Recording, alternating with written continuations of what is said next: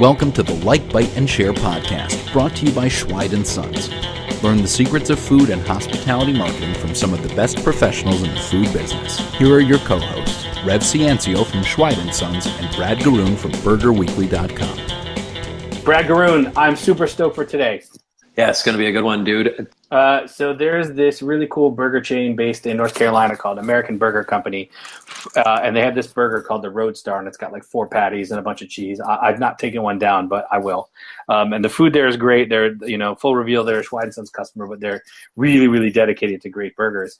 And they teamed up with the Major League Eating organization to put on a competition, and with some of the best competitive eaters in the world. So we're going to talk to them. We're going to talk to the folks behind Major League Eating. We're going to talk to competitive eater Joey Chestnut. We're going to talk to American Burger Co. It's going to be a really good show. These guys have buttery, soothing voices. I loved it. But before we get there, let's just real quick do what we always do and talk about burgers. And you mentioned a Schweid burger before. I'm going to mention another one. Rev, we went back to Gebhard's this week and had their off White Castle, their ode to the White Castle. I got to say, man, they nailed it. They full-blown nailed it. It was like eating White Castle, but knowing that I wasn't going to get sick after. Well, they did use fresh Schweid Sons CAB butcher's blood, so they had that advantage to what you have used to eating the belly burgers in the past. Yeah, so that was perfect. So one probably could take down a lot of those off-White Castles, I think is what they're calling them. Yes. But on the bright side, you don't have to. So why don't we shift the conversation over to our new friends who do eat a lot of these things for a living. Today's 3 guests are coming together to present the 2nd annual American Burger Company Roadstar Challenge on July 23rd in Charlotte, North Carolina at the South Park location of American Burger Company. So let's introduce them all one by one. Brad, take it away. All right, Sam Barclay is an executive at Major League Eating and a competitive eating MC. Their organization oversees all professional eating contests. MLE conducts around 80 events annually, including the granddaddy of them all, the Nathan's Famous Hot Dog Eating Contest. That event alone has created more than 300 million consumer impressions. Sam, you got to tell us, what's a rip snorter? A rip snorter is a thing that is amazing, wonderful, defies belief. When I watched Joey Chestnut eat 73 and a half, I should say, Nathan's Famous hot dogs and buns in 10 minutes. That is, by any metric, a rip snorter. An extraordinary thing, and obviously with the American Burger Company Roadstar Challenge coming up next Saturday in Charlotte, a world record will be set in the discipline. I think we're on track for rip snorters as well. I think we'll have to adopt that as an event hashtag. All right, Joseph Christian Chestnut, or as you may know him, Joey Jaws, is a competitive eater, but he isn't your average eater. Joey is the 9-time hot dog eating champ of the Nathan's Famous Hot Dog Eating Championship. He holds the world record for men with 73 hot dogs. Over the course of his career as a competitive eater, he's earned 42 world records that I've counted, including hot wings, deep fried asparagus, hamburgers, steak, matzoh balls, bratwurst, whole turkeys, pork roll, and more. The Major League organization claims he's the greatest eater in history, and it's not their opinion. They state it as fact. Joey, when you're having a regular meal like lunch or dinner, what's your favorite thing to eat?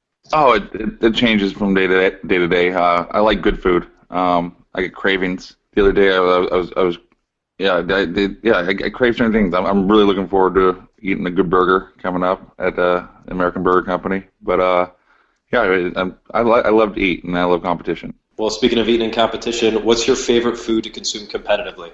By far, hot dogs is the biggest contest of the year. I love eating in front of so many people. It's ridiculous. It's like 40,000 New Yorkers, and it's electricity. So that's by far my favorite contest. Rich Adams is a burger lover whose career in the restaurant business started at Carl's Jr., where, among other duties, he oversaw the scrubbing of sidewalks. He worked his way up into their parent company, CKA Restaurants, which is also the home to Hardee's, until he became a regional vice president. Since then, his career has seen him work with 100 Burger King franchise locations, as well as Bojangles restaurants. He is now the COO of American Burger Co. Rich, can you explain what is a Roadstar, and with that, what is the challenge? Well, a Roadstar is our premium burger that has 1.5 pounds of beef, along with 4 slices of cheese on a premium brioche bun. It's 4 patties, so each patty is 6 ounces. And in this challenge, we are going to see how long it takes one of our world-famous competitive eaters to eat 4 of these Roadstars, which would be 6 pounds of beef and cheese and buns included. Is this going to be available on the menu anytime someone walks into the location, into any location?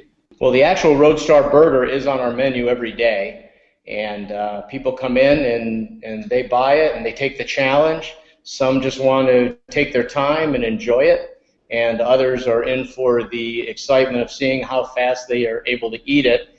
And the one thing is, if you're able to consume the single Roadstar in one of our restaurants, the prize is you get a T-shirt that says, I ate a Roadstar at American Burger Company, and you also become a member of our Wall of Fame. All right, Rich, can you run down exactly what's going to happen on July 23rd at the Roadstar Challenge?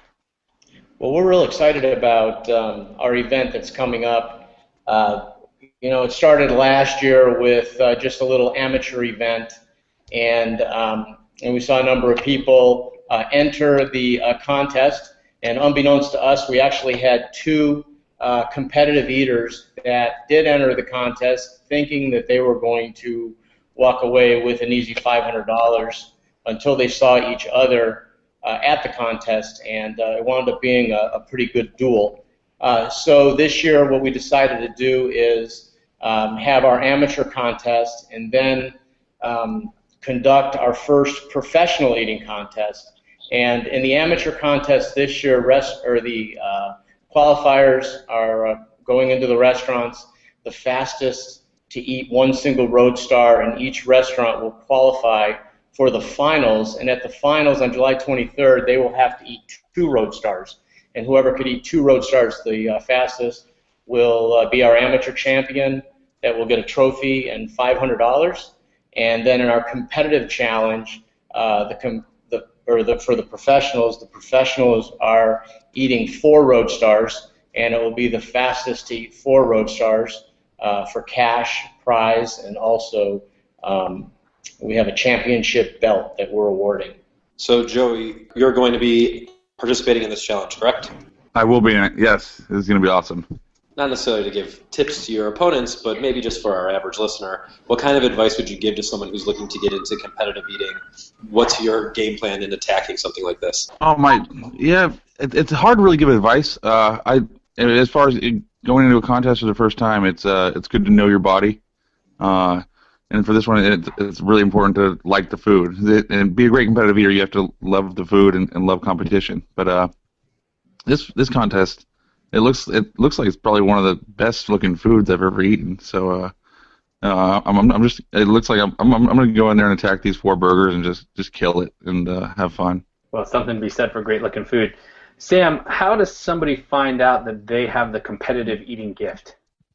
Well, a lot of it comes from prayer and self-reflection, I think, first and foremost. And then after someone sort of realizes within themselves that they have perhaps the warrior spirit of a great competitive eater, the warrior spirit of a major league eater, they would go on our website at majorleagueating.com, sign up for some of our upcoming events, and with a bit of luck, they'll be accepted and offered a slot in one of our upcoming pro eating events. And then, like so many other competitive eaters, Joey as well, who did this, they would go to one of our events and see how they fare at the Major League Eating table along with the world's greatest eaters. A lot of eaters think that they've got what it takes, and then they compete in our events alongside the likes of Joey and realize that they are just mere mortals. Some of them, like Joey, gain traction and learn their skills and refine their skills and get better and better and go on to obviously great things. Joey, what was the moment that you knew after reflection that you wanted to be a competitive eater, and how did you know that you'd be successful at it? It was not even my idea. My little brother signed me up to my first contest 11 years ago. It was a lobster eating contest, and he pretty much made me do it. And then after the first one, I was like, oh my God, my body was made for it. And I tied for 3rd in the first contest because I was nervous to eat on stage. But the next contest, I brought my family, and they cheered me on, and I was able to win, and then it just snowballed. It turned into this crazy thing, and yeah, and then there was the goal. As soon as after I won the first contest, I was like, all right, I have to win the 4th of July contest. I just kept setting new higher and higher goals. I feel like we need like a Rocky-style documentary of your story with Weird Al narrating it. I don't know. Have you ever heard George Shea's or Sam's intros? I think I might have some of the best introductions in sports. No argument, they're my favorite, but they would be in the movie. Oh yeah, it's yeah. Well, sometimes the narrator also has a role. All right, we'll have to go work on that. Sam, have you ever done any competitive eating? I have not. I mean, I eat far too much in a social or civilian capacity, but as a Major League Eating MC, I get to see the contestants at their very best, and their efforts certainly humble me each and every time I'm at the table. I couldn't hold a candle to all the top ranked Major League Eaters, let alone a Joey Chestnut.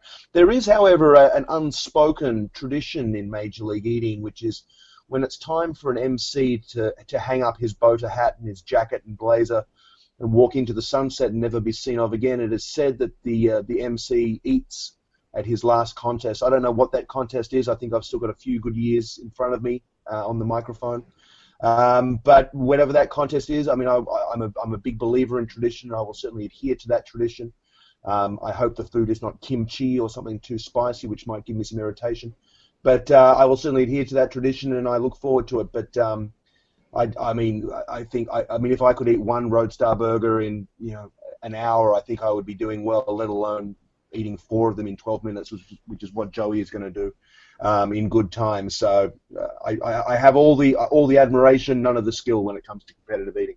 I think Rich set the over/under on one Roadstar at 40 minutes. But Rich, with that, have you done any competitive eating, and how many Roadstars have you eaten?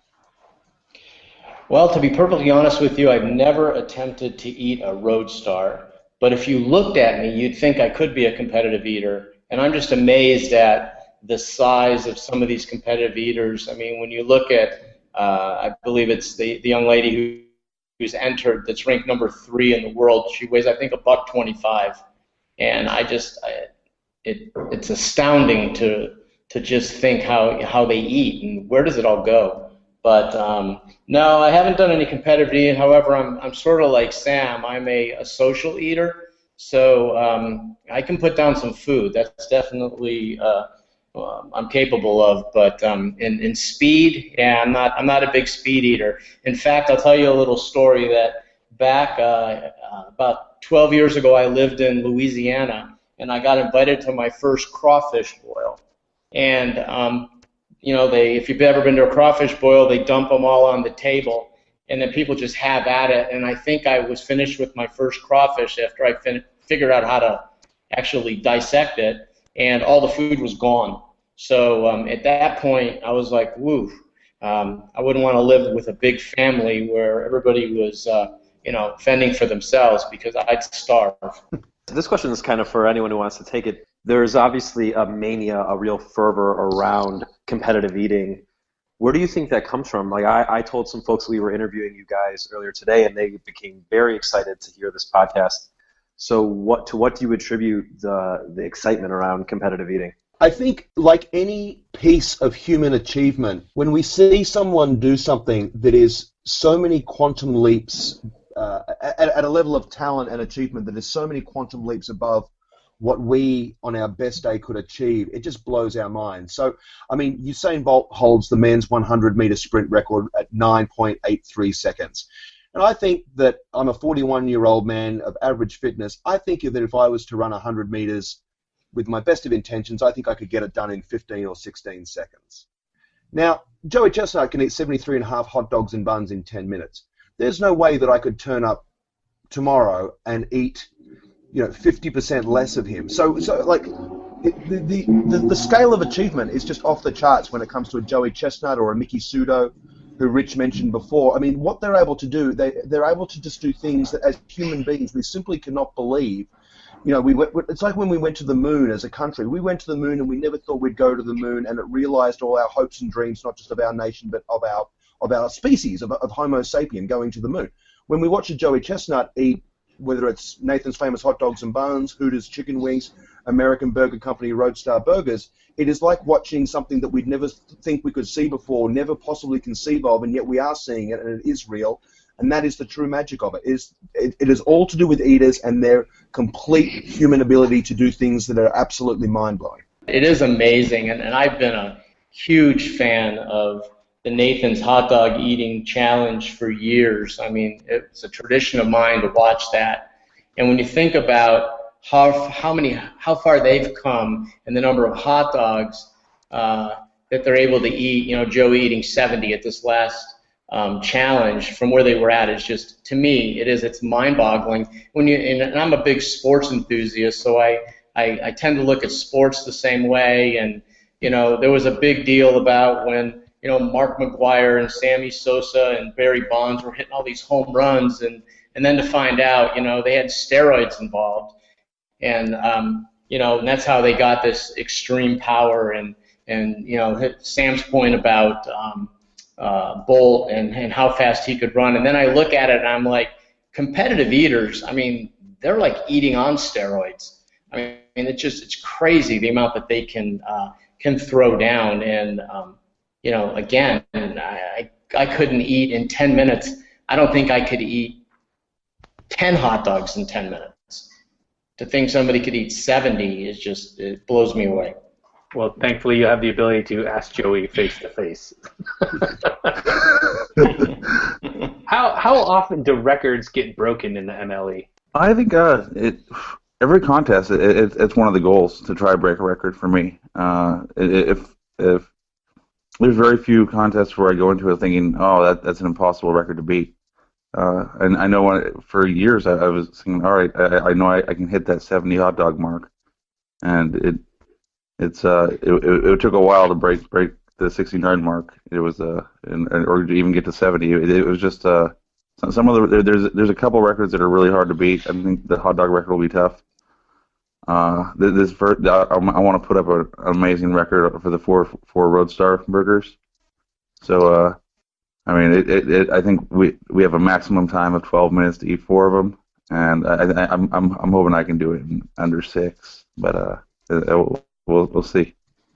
So right now, there's no way for you to know how you'll feel after the Roadstar challenge. But typically, how long does it take your body to recover from an eating challenge? Usually it takes a big capacity contest. Nathan's, it takes me about a day and a half to really feel normal.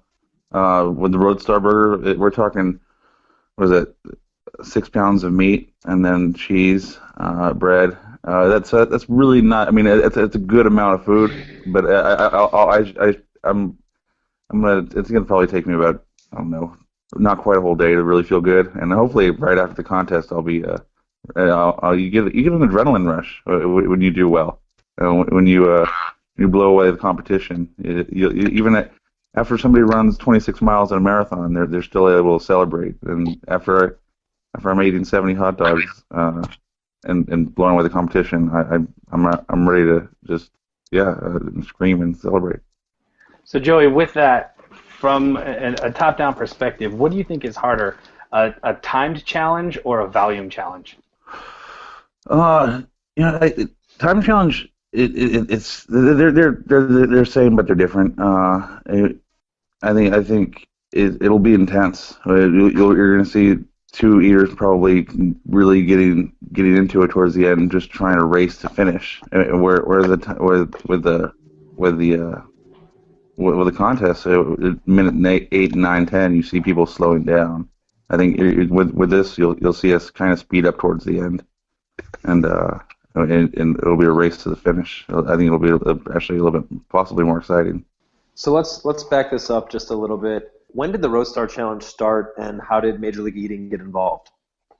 Well, as I said earlier, we had our first Roadstar Challenge last year, where we teamed up with. We like to team up with local charities, and being here in Charlotte, and I'm a huge Carolina Panther fan, and we teamed up with Greg Olson and his charitable foundation, which was the Hardest Yard Foundation. He has a son that has a heart condition, And so we teamed up and donated $5 for every one of these Roadstars we were able to sell during the qualifying event to Greg's Foundation. And, we had 2 competitive eaters actually enter it. And we didn't know until the day of the event when one guy walked in with his championship belt that he won from eating donuts somewhere, I think in like Bangladesh or wherever he said he won this. And then we had jalapeno Jed Donahoe, who I guess ate like 140 some jalapeno peppers in 10 minutes. He shows up, and those 2 guys went head to head. And last year, what it was you ate 1 burger to qualify, and then you had to eat the burger and a pound of French fries, the fastest at the finals. And Jed ate the burger and the pound of French fries, and I think it was 3 minutes and 2 seconds. And the guy that was behind him, Dale Boone, lost by like 5 French fries. And so at that point, we realized that there was a big difference between a competitive eater and a layman. And so this year we decided to get with the competitor, the MLE, and talked with Sam and worked out a deal to have them get behind our event. Sam suggested 4 Roadstars would be a nice challenge for the competitive eaters. We teamed up again with Carolina Panther this year, Thomas Davis, who 2 years ago was the NFL Man of the Year, Walter Payton Man of the Year, and we're teamed up with his foundation, Defending Dreams, which helps kids stay in school and on the right path through sports activities. And, we're looking for a great event. I mean, this year we're taking this event outside to our huge parking lot. We have a stage being brought in. We've actually hired one of the top Eagles tribute bands called On the Border. They're going to play for 2 hours, a free concert after the event. And we have a lot of the local breweries that are supporting us. And it's just, we're excited about just having a real fun day, and are happy that, Joey is going to be part of it, especially coming off of his record-breaking performance in Nathan's and being the iconic figure that he is just in the competitive eating world. It sounds like a lot went into planning and organizing the event. And I'm curious on the one hand what went into promoting the Nathan's Hot Dog Eating Contest, but more specifically, what went into promoting and making sure people show up to the Roadstar Challenge? Well, it's we have a great agency that works for us, the Big Idea Group, and we've had a number of meetings just talking about how we were going to get the word out. We've put promotional information up in all of our locations. We've sent it out on all of our social media venues. The MLE's been supporting it through their contacts, and as is the On the Border, the Ultimate Eagles Tribute Band. They've been sharing it with all of their contacts. And, to be honest with you, I don't know how many people are going to show up. We're hoping that 1,000 to 2,000 people show up. It's amazing. I mean, I don't know how many people showed up to the first Nathan's Challenge, but to think 40,000 people show up on July 4th to watch that event, I'm just, I'm anxious to see how many show up. At the same time, I'm nervous that people do show up. Well, I will be there, Rich. I'm excited. And I'll tell you what, I'm also going to, in the future, use the sentence, "You lost by 5 French fries," when people come so close but are yet so far. So very, very exciting event here. Sam, I have a question for you. You've seen these challenges sort of all around the world. What's the average career lifespan of a competitive eater? It really is anchored to the success they have at the table, and I think their passion for the sport. I mean, we have people who get into it, they try it, they have some moderate success for a few years, but they decide it's ultimately not for them, and we wish them all the best. And like any athlete, they go on their merry way, and that's fine. And then you've got people like Joey, Joey's been at it, well and truly for over. For over how long, Joey? Over 14 years? 15 No, years? a little over 11 years. Okay. Yeah. Little over 11 years. and there are people who have been in our league longer, like, Crazy Legs Conti or a Badlands Booker. I mean, Badlands has got 20 years on the circuit. And you've got amazing newcomers like Carmen Cincotti, who's going to be competing with us in Charlotte this coming Saturday, ranked number 4 in the world now. So you've got incredible eaters, but when people have some success, it's like anything in life. When you have some success, it makes you want to, do it for longer and enjoy reap the rewards of success. I mean, be they financial, but more importantly, the glory that comes with Major League Eating success. I mean, there's obviously there's a prize purse on the line this coming Saturday at American Burger Company's Roadstar Challenge, but more importantly, one of our pro eaters is going to set a world record, and at least for the next 12 months, they're going to be able to walk the streets of Charlotte, North Carolina, and the world, proclaiming themselves the world Roadstar eating champion of the world. So, there's no, I wouldn't say there's an average, there's not an average career. It really is anchored to the success and what the eaters themselves get out of it, I think. Well, I'll tell you what, if you call the offices of A&W and you ask for Liz Basner, who oversees all of their social marketing, and you ask her who holds the world record on the most amount of glasses of root beer drank in an hour, she will tell you it's me, but that's undocumented. Sam, one more question to follow up on that. What do you think the hardest food item is to competitively eat? Oh, I think, and again, it sounds like a cop-out answer, but I think it depends on the eaters. It depends on the eater themselves. Some eaters are better at what we call technique foods or debris foods, something like a chicken wing or a rib, where the separation of meat from bone is paramount. And success in those disciplines is very technique-based rather than perhaps pure capacity-based. There are foods that are then there are pure capacity foods like a chowder or a chili, where there's not a lot of finesse that goes into it, but they test stomach capacity and things like that.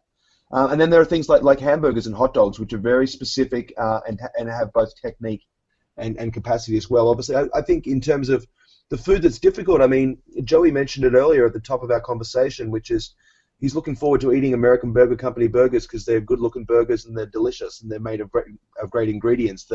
The foods that our eaters enjoy the most and the ones with which we have the best success are the great quality food, great ingredients, cooked with love and served with affection, like you would cook for your family or like you would serve in a restaurant if you were the restaurateur. So that's sort of where we're placed on the food front. All right. So last question about the event here, Joey. This one's going to go to you. In terms of difficulty, on a scale from 1 to 10, where would you put the Roadstar Challenge? 10 being the most difficult. And difficulty, like I said, I'm really looking forward to it. This is it's not too often where you actually get to eat something that looks really like a really awesome menu item. There's some contests where,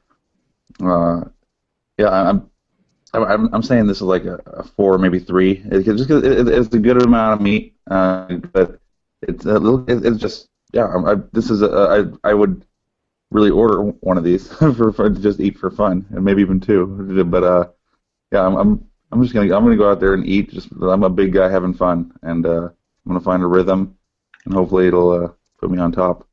As we're all looking forward to the Roadstar Challenge and the burgers that will be eaten there, we're going to take a second to look back. We ask all of our guests this question as we wrap up, but Joey, let's start with you. What was your favorite burger from childhood?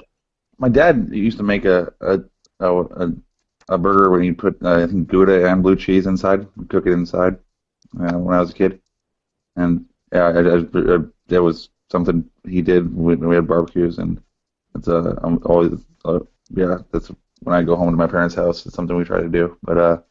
I love home cooking. I love my parents cooking, and it's good to go home to eat where the heart is. We get that answer a lot. Rich, how about you? Well, I grew up in upstate New York, and I remember as a kid being taken out by the Irondequoit Bay, and there were a couple of hole-in-the-wall burger places that were there, and they just were, if I went there today, being a restaurateur, and I probably would shake a little bit because just looking around at probably the way they handle things. But as a kid, man, that food was just good, and the burgers were great. What about you, Sam? Well, I had the great misfortune of not growing up in the United States of America. I was born and raised in Australia, which is a small island in the South Pacific. So I didn't grow up in burger culture. I didn't have the same advantages in life that Joey and Rich had. But the earliest burger memory is actually when I moved to the United States as a young man, moved to New York City and had an amazing cheeseburger at a bar called the Old Town Bar on East 18th Street in New York City. It was a very simple burger, just a bun, a perfectly cooked medium rare burger, and a slice of American cheese. And I thought to myself as I bit into it, this is simple and perfect and a credit to the American way of life. And whenever I'm in New York, I certainly seek out that cheeseburger. So if this were we sort of keep a running tab of what are the number one answers, and dad/backyard would be number one, and number two would be McDonald's, Burger King, and Sam, if you had said Hungry Jack, we would have counted you when I did there, but. Australia is very much. I mean, Australia lags in many metrics, but in when it comes to hamburgers, Australia is a number of years behind the United States. Well, we'll have to work on that. All right, next question. We'll go in the same order. Joey first. What was the last burger that you ate? I haven't eaten a burger in a little bit. I've been on hot dog mode for a couple months. So, I'm gonna try to get into Charlotte 2 days early to do one practice and try to eat one of the Roadstar burgers, and I'll make sure I have my technique down. So, dang it, I can't even think of my last burger I've eaten because I've been trying to eat. I've been focusing on hot dogs and wings too, and trying to eat healthy in between contests. All right, Rich, last burger you ate, it better have been a Roadstar. It wasn't a Roadstar. It was an American Burger Company. We have our All-American cheeseburger that has Thousand Island dressing, pickles, lettuce, tomatoes, grilled onions, and American cheese. And it just happens to be one of my favorites because I'm actually capable of eating it. But it's a great burger, and as all our burgers are, fresh, never frozen beef, premium beef that is brought to us by Schweid Sons, and we're just very proud of the food that we serve. All right, Sam, last burger you ate. The last burger that I ate was last Saturday evening in the beautiful city of Corinth, Mississippi, at a great place called Mike's Cafe. It was a 4-cheese cheeseburger, and it was absolutely delicious. All right, real quick, Joey, where can people go to find out more about you? They can go to Major League Eating website, or they can just follow me on Twitter. I tweet just a little bit here now and then, but and then I'd say Major League Eating's website is probably the best go-to to figure out what I'm up to next. Cool, Sam. Where can people go to find out more about you? Yeah, so Major League Eating's website is majorleagueeating.com, which is the best place to read about our upcoming events and a little bit more about Joey Chestnut and all of our Major League Eaters. And also follow us on Twitter at Eating Contest, where we do contest recaps, tweet results of events, and let people know about upcoming events such as this coming Saturday's American Burger Company Roadstar Challenge. Cool. And last one, Rich, where can people find out more about American Burger Co. and our Roadstar Challenge? www.americanburgerco.com. Cool. All right, thanks, guys. It's a pleasure having you on. We'll see you in Charlotte. Thanks, everyone, for tuning in to another episode of Like, Bite, and Share. We hope you found today's interview insightful. If you didn't get a chance to write down everything, no worries. We take the show notes for you. Go to schweidandsons.com/podcast to find them. If you enjoy the show, we ask for one favor, and that's please give us a rating in iTunes. That helps us to spread the word to others who might find this valuable like you do. If you haven't subscribed to the show yet, please subscribe on your favorite podcast player so you don't miss a future episode featuring helpful tips from other professionals in the food marketing business. Stay hungry. Stay hungry. Stay hungry. Stay hungry.